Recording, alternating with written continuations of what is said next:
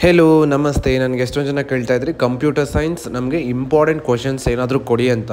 So ನಾನು ಅದಕ್ಕೆ ಏನು ಮಾಡಿದ್ದೀನಿ ಅಂದರೆ, ನಮ್ಮ ಪಿ ಯು ಬೋರ್ಡ್ ಅವರು ಕ್ವೆಶನ್ ಬ್ಯಾಂಕ್ ರಿಲೀಸ್ ಮಾಡಿದ್ದಾರೆ ಗೊತ್ತಾ. ಅದರಲ್ಲಿ MCQs 1 mark question, 2 marks, 3 marks ಮತ್ತು 5 ಮಾರ್ಕ್ಸ್ ಎಲ್ಲ ಥರದ ಕ್ವಶನ್ಸು ಅವ್ರು ಇಟ್ಟಿದ್ದಾರೆ.